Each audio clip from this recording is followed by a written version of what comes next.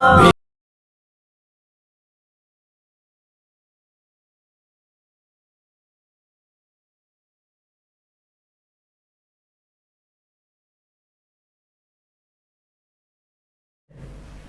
وہ ہے 5 صحیح الاسناد احادیث کی روشنی میں پرٹیکولرلی فضائل مسجد نبوی صلی اللہ علیہ وآلہ وسلم.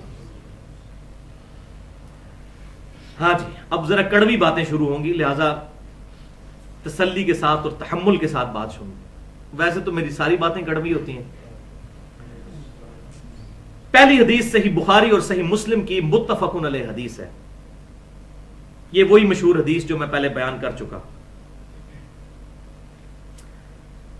لا تشد الرحال الا الى 3 مساجد.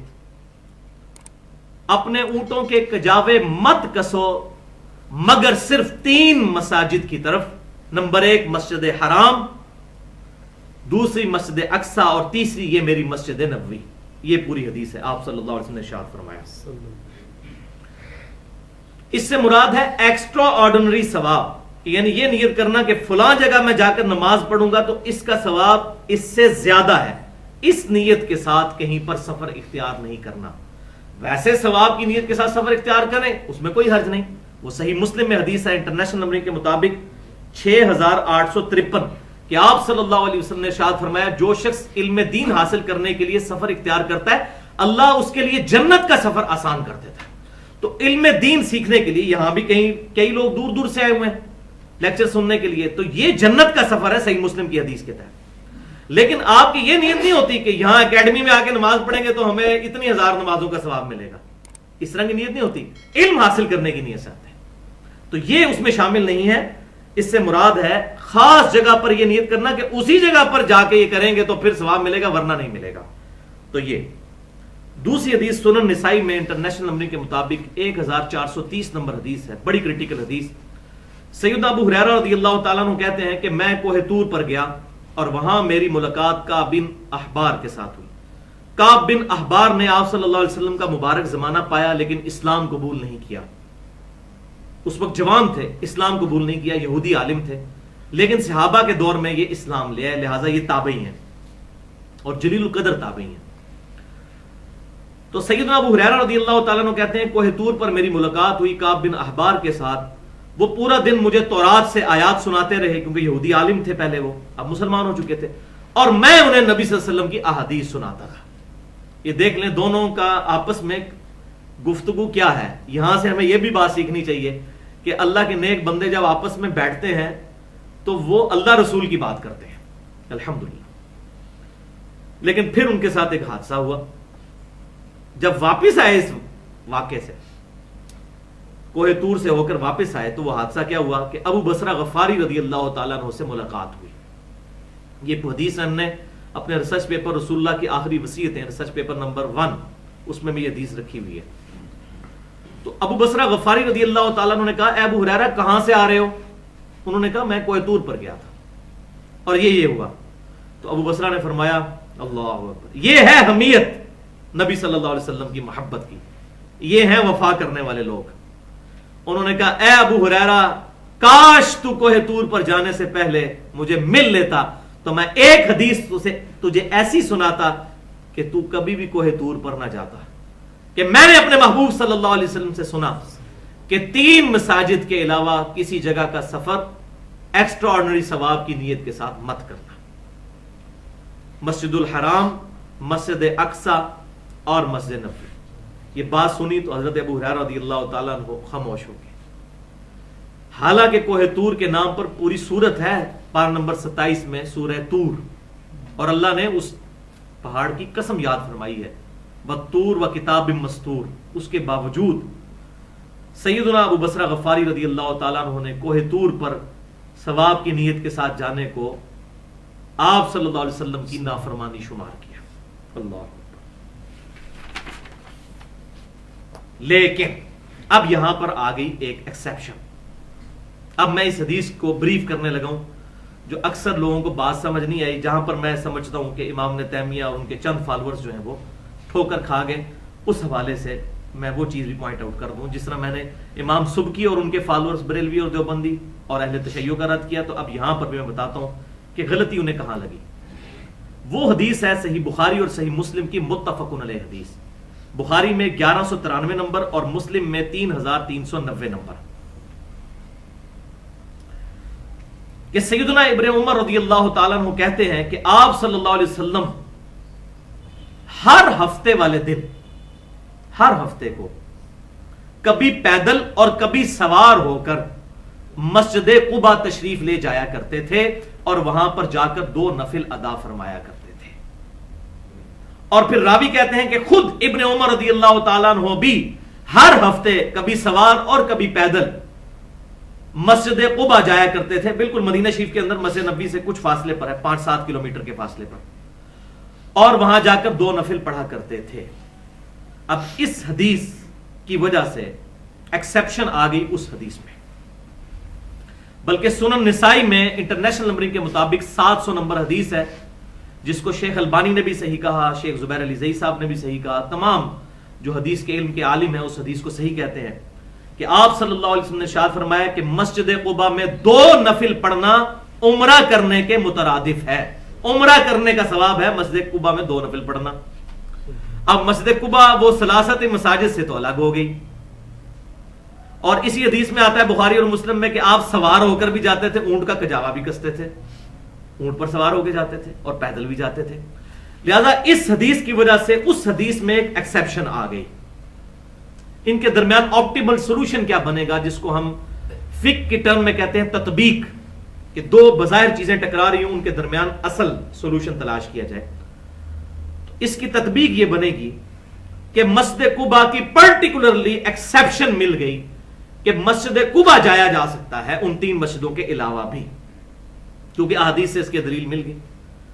یہ نہیں اس سے ثابت ہوگا کہ فلاں بزرگ کے قبر کے ساتھ جو مسجد ہے ادھر جایا جا سکتا ہے, اس کی ایکسیپشن نہیں. جیسا کہ میں اکثر کہتا ہوں کہ بخاری اور مسلم میں ریاض الجنہ جنتی ٹکڑا تو ڈکلیئر ہوا قبر رسول سے لے کر ممبر رسول تک صلی اللہ علیہ وسلم, لیکن پاکستان میں بہشتی دروازہ انہوں نے خود اپنی طرف سے بنا لیا, تو اس کے بارے میں یہ ریاض الجنہ نہیں ہوگا.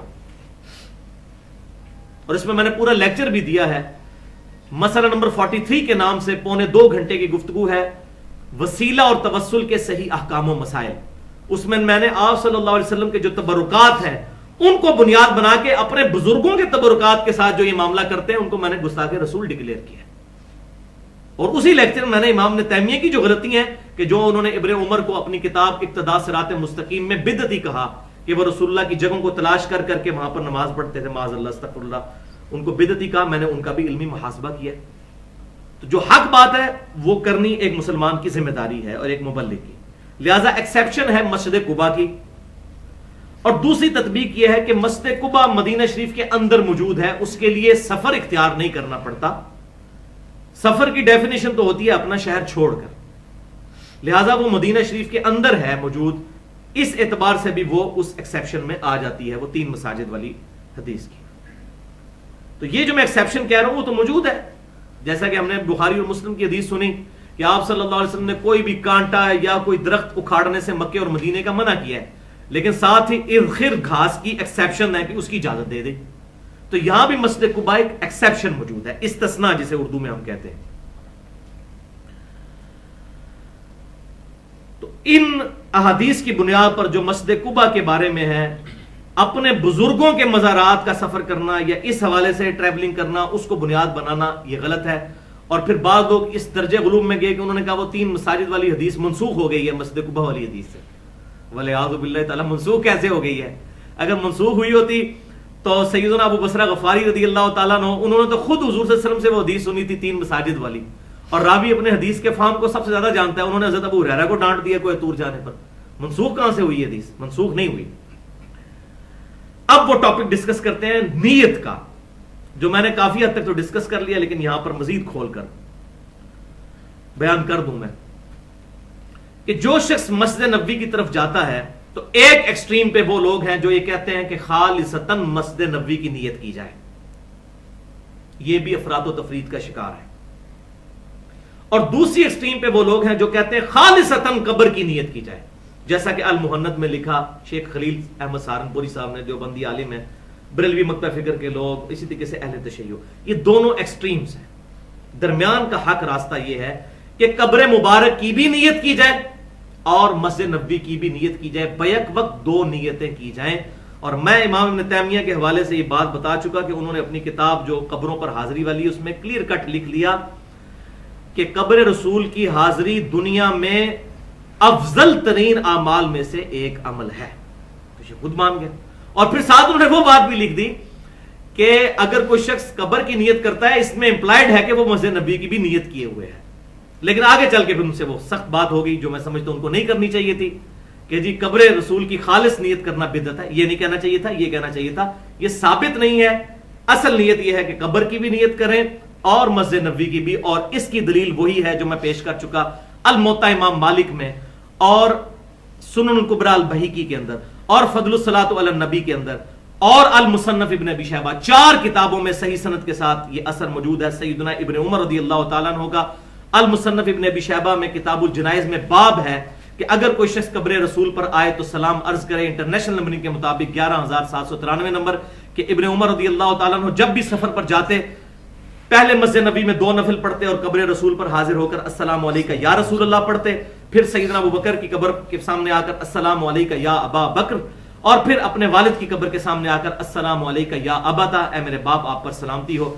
और जब सफर से वापस आते फिर मस्जिद नबी में 2 नफिल पढ़ते और फिर कब्र रसूल पर हाजिर देकर सलाम अर्ज करते। ये चीज इंप्लाइड है इसके अंदर के सफर पर जाते हुए या आते हुए उनके दिल में ये नियत होती थी कि मैंने दोनों काम करने हैं, मस्जिद नबी में भी नमाज पढ़नी है और रोज़ा रसूल कब्र रसूल पर भी हाजिरी देनी है। और यहां पर यह भी बात याद रखें, बाज लोगों ने गुलू करते हुए कहा जी वो कब्र रसूल और चीज है और हुजरे रसूल और चीज है। जी जाली शरीफ के बाहर खड़े हो फिर अस्सलाम वालेकुम या रसूलुल्लाह नहीं पढ़ना चाहिए, कब्र पे जाए, उनको पता है कब्र तो खुलनी को नहीं क़यामत तक, क्योंकि वो तो अंदर वो सिर्फ बड़े बड़े वज़रा को और बादशाहों को लेकर जाते हैं। तो मैं समझता हूं ये बहुत बड़ी बदबख्ती है अगर कोई शख्स ये बात करता है। क्यों? ये लॉजिकली गलत बात है। जब हम कब्रिस्तान के गेट के पास से गुजरते हैं तो हम नहीं पढ़ते अस्सलामु अलैकुम अहल दियार मिनल मुमिनीन वल मुस्लिमीन? वो अगली दफा आ जाएगी ये डिटेल बात। ऐ मुसलमान और मोमिनीन मर्दों और जो यहां पर मौजूद है, अस्सलामु अलैकुम अहल दियार मिनल मुमिनीन वल मुस्लिमीन व इन्ना इंशाअल्लाहु बिकुम ललाहिकून नसअलुल्लाह लना व लकुमुल आफिया। तुम पर सलामती हो, हम भी मरकर तुम्हारे तक पहुंचने वाले हैं, हम अल्लाह के हुजूर अपने लिए और तुम्हारे लिए आफियत का सवाल करते हैं। तो जब कब्रिस्तान की दीवार के बाहर ये दुआ कर रहे होते हैं तो अब ये कहेंगे दीवार के बाहर कर सकते हैं, नहीं कर सकते अंदर जाके करेंगे। चलो जी मैं for the sake of argument agree, लेकिन आगे क्या करेंगे? आगे सलाम क्या उस मुर्दे को हो रहा है जिसकी कब्र सामने है, या जो 2 किलोमीटर दूर भी मुर्दा मौजूद है वहां से? 2 किलोमीटर दूर, कब्रिस्तान तो 2-3 किलोमीटर होते हैं, तो क्या उस तक भी सलाम पहुंच रहा है? तो कहेंगे हाँ जी पहुंच रहा है, अल्लाह ताला पहुंचा रहा है। तो भाई अगर 2 किलोमीटर दूर तक पहुंच रहा है तो कब्र मुबारक के सामने अगर जाली है और जाली के बाहर वो उन्होंने अपनी मैनेजमेंट की वजह से कि लोग बेहरमती ना करें कब्र की, तो जाली के पास से जो गुजरता है कब्र रसूल के सामने उसको पढ़ना चाहिए अस्सलाम वालेकुम या रसूलल्लाह। क्यों नहीं पढ़ना चाहिए? क्यों उम्मत को इस वसीले से महरूम करते हैं? लिहाजा मैं तो सख्त इस मामले में उन लोगों को समझता हूं खता पर जिन्होंने ये ऐसा नजरिया अडॉप्ट किया।